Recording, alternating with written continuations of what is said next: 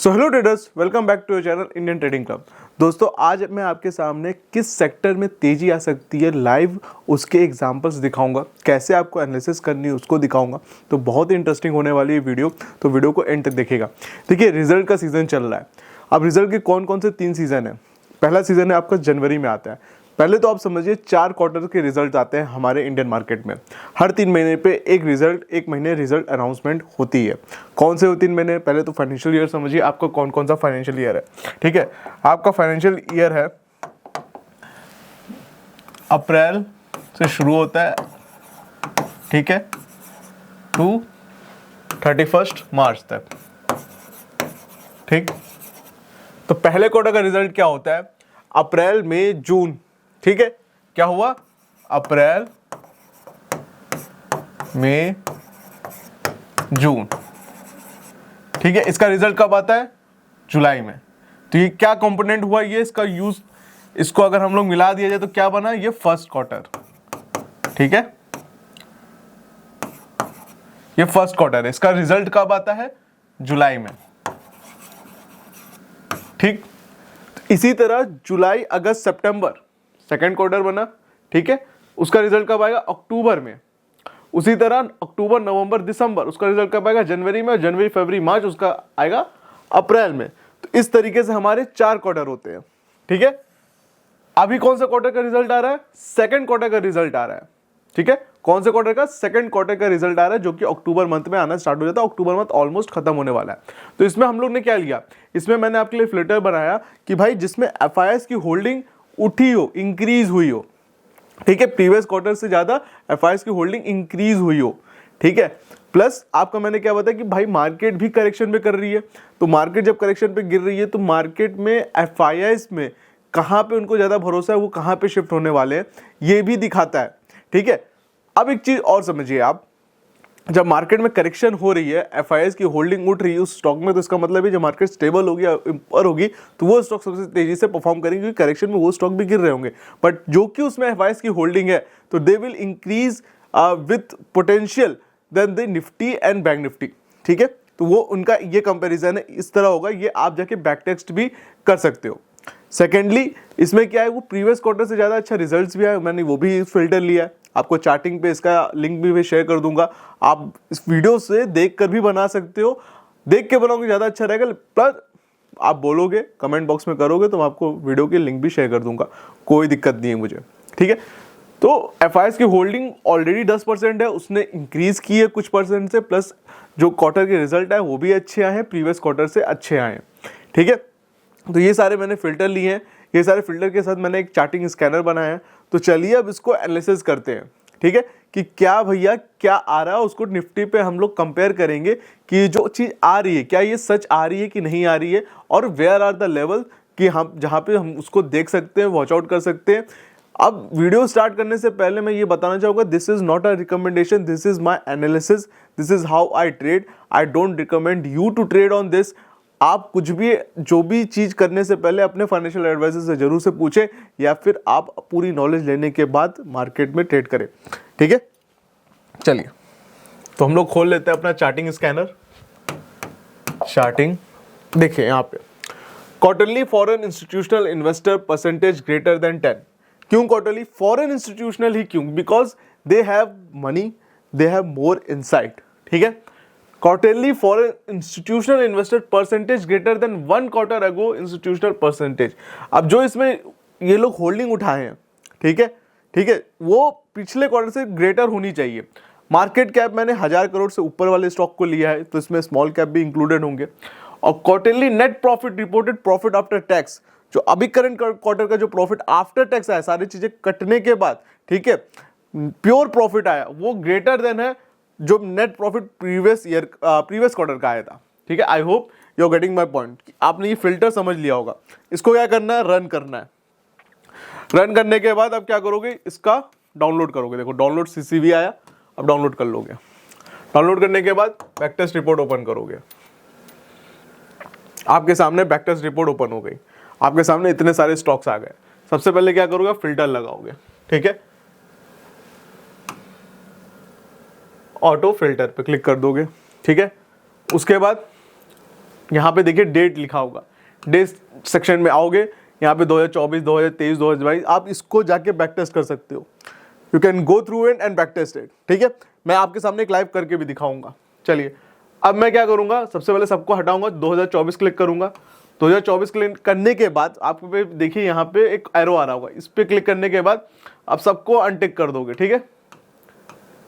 सीधा अक्टूबर आओगे, ठीक, अक्टूबर आने के बाद ओके कर दोगे। अभी 139 स्टॉक्स आए हैं जो हमारे कंडीशन को मैच करते हैं, ठीक है। अब आ गया ये आपके सामने सारी डिटेल, जो 139 स्टॉक्स हमारे कंडीशन को मैच करते हैं वो सारे आ गए यहाँ पे, ठीक है। अब यहाँ पे आप देखोगे सेक्टर, किस किस सेक्टर में सबसे ज्यादा होल्डिंग उठी है, तो आप पाओगे, आप देखोगे कि लार्ज कैप में 72 स्टॉक है, मिड कैप में 53 है और स्मॉल कैप में 14 है। That means mid and small पे मार्केट ज़्यादा या बड़े इन्वेस्टर बिड नहीं किए, वो लार्ज कैप में गए। तो आप क्या करोगे, मिड और स्मॉल को हटा दोगे, ठीक है, आप ओके कर दोगे, आपके सामने सारे लार्ज कैप आ गए। अब आप क्लिक किए, आप फाइंड आउट किए सेक्टर, देखिए सेक्टर में देखिए ऑटो में सिर्फ 3 ही स्टॉक है जिसमें ये कंडीशन मैच हुई है कि भाई रिजल्ट भी अच्छा आया और फॉरेन इंस्टीट्यूशन की होल्डिंग भी बढ़ी है। खैर फाइनेंस में 7 है, फाइनेंशियल सर्विस में 3, एफएमसीजी में 14 है और आपका कह लो आईटी में 6, इंडस्ट्रियल में 8 है, मेटल्स में 2 है, मिसलिनियस 2, फार्मास्यूटिकल में सबसे ज्यादा होल्डिंग उठी है। एफएमसीजी के बाद फार्मास्यूटिकल, तो हमारे आपको पता चल गया 2 सेक्टर कौन से अच्छे हैं, एक एफएमसीजी एक फार्मा सेक्टर, ये 2 में होल्डिंग उठी। That means this will going to outperform the Nifty in upcoming sessions, in upcoming months. तो आपके सामने दिख गया भाई FMCG and pharmaceutical outperform होंगे, ये डाटा आपको दिखा रहा है, ये मैं नहीं बोल रहा हूँ, डाटा आपको दिखा रहा है। आप क्या किए, सबसे ऊपर जाए, पहले जाके आप फार्मास्यूटिकल को क्लिक कर दिए।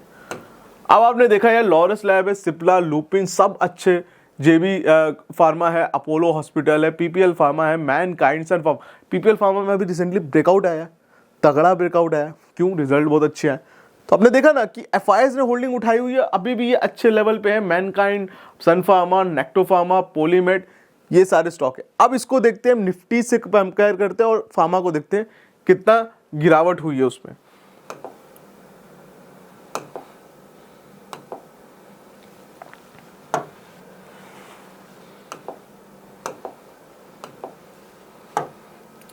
चलिए अब हम खोलेंगे ट्रेडिंग व्यू और निफ्टी को कंपेयर करेंगे फार्मा से।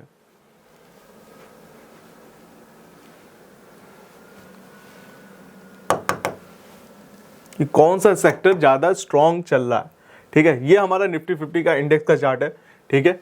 इसको हम लोग कर सकते हैं लाइन पे भी कन्वर्ट, ठीक है। इसको लाइन पे लगा दिया, प्लस किया Nifty pharma.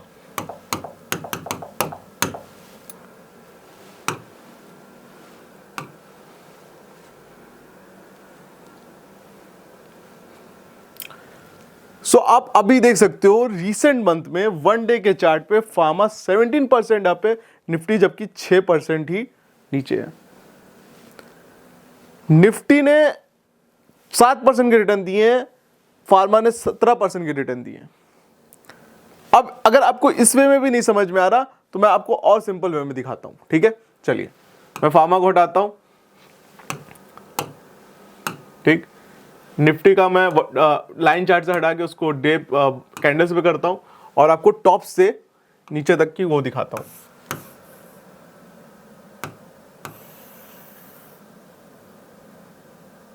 Nifty almost 8%, almost 8.25 correct हो चुका है, ठीक है। चलिए बढ़िया बात, 8% निफ्टी डिस्काउंट में है। अब निफ्टी फार्मा को देखते हैं हम लोग, ठीक है।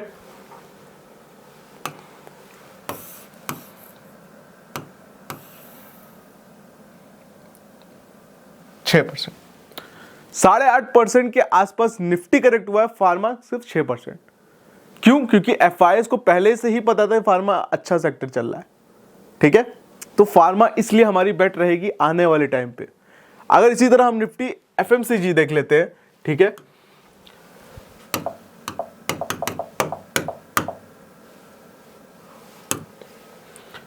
अगर हम लोग एफएमसीजी का चार्ट देखते हैं कि वो कितना गिरा है इन कंपेयर टू निफ्टी, क्योंकि उसमें भी मार्केट ने होल्डिंग उठाई है। तो इफ यू सी एफएमसीजी जो है 12% गिर चुका है, 4% निफ्टी से ज्यादा गिरा हुआ है।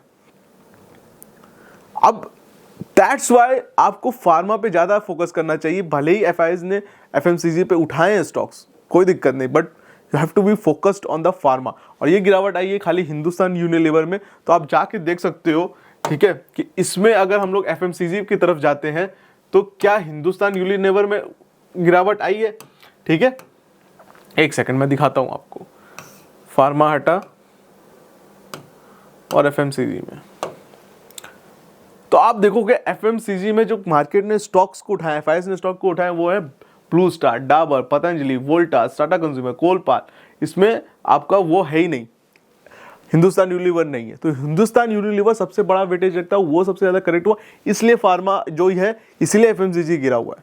तो you have to be understand and you have to be sure कि भाई कौन से स्टॉक को हमें प्ले करना है। अब एफएमसीजी का जो लीडर है वही अगर गिरा हुआ है तो एफएमसीजी तो गिरेगा ही, ठीक है। वो ज्यादा करेक्शन किया है तो इसलिए एफएमसीजी उसको फॉलो किया है। बट आप देखोगे कि भाई एफआईएस ने इन सब स्टॉक्स में होल्डिंग उठाई, तो यू हैव टू सी कि भाई जब मार्केट घूमे तो एफआईएस में हम लोग इस स्टॉक पे स्टिक रहे, ना कि हम किसी और दूसरे स्टॉक पे स्टिक रहे। अब इसका मैं आपको एक कंपेयर करके दिखाता हूं। एक आपको मैं बोला था कि मैं एक बैक टेस्ट करके भी दिखाऊंगा, तो चलिए मैं जनवरी में खोलता हूं, जनवरी से मैं दिखाता हूं। जनवरी में मैं ओपन किया, 2024 का नहीं, 2023 का मैं करता हूं, ठीक है। 2023 जनवरी, हम सारे स्टॉक को सिलेक्ट कर लेते हैं, ठीक है। अब हम लोग सेक्टर को देखेंगे कि 2030 जनवरी में defence, auto, bank, finance, financial service, FMCG, ठीक है। तो सबसे ज्यादा फार्मास्यूटिकल में होल्डिंग उठी थी अगर कंपेयर करेंगे आप, फिर उसके बाद एफएमसीजी में था। तो फार्मास्यूटिकल में अगर सबसे ज्यादा होल्डिंग उठी थी तो we will going to see pharmaceutical कैसा बिहेव किया है 2023 से 2024 तक में, ठीक है, जनवरी तक में। तो ये फार्मास्यूटिकल का आ गए, ये लार्ज कैप है ओनली, ठीक है। अब देखिए, तो 2023 जनवरी से मार्केट 12,371 पे थी, 12,000 पे थी, अभी चल रही है मार्केट 22,000 पे। तो वो 2023 जनवरी से 2024 में 100% रिटर्न दी है मार्केट ने, फार्मा का मार्केट ने, ठीक है। तो ये 100% रिटर्न है आपका। अगर हम लोग देखा जाए इसको निफ्टी 50 से कर लिया जाए, ठीक है, निफ्टी 50 18,000 थी, वो 18,000 से मैक्स लगाई थी 26,000 गई थी, तो वो 50% का रिटर्न हुआ, ठीक है। ऑलमोस्ट 50-40% का रिटर्न निफ्टी 50 ने दिया, बट फार्मा ने 100% रिटर्न दिया। तो आपने अपने सामने देखा कि एफआईएस की क्या पावर है। सो आई होप दोस्तों आपको इस वीडियो में समझ में आएगा आने वाले सेक्टर कौन से अच्छे परफॉर्म कर सकते हैं। अगर आपको वीडियो अच्छी लगी हो तो प्लीज चैनल को सब्सक्राइब करिए, वीडियो को लाइक करिए। हम लोग मिलते हैं अपने नेक्स्ट वीडियो में। एंड अगर आपके पास डीमैट अकाउंट है तो लिंक डिस्क्रिप्शन बॉक्स में दे रखिए, आप वहां से डीमैट अकाउंट ओपन कराइए, अपनी ट्रेडिंग की जर्नी को वहां से स्टार्ट करिए। आज के लिए इस वीडियो में इतना ही, हम लोग मिलते हैं अपने नेक्स्ट वीडियो में। Thank you.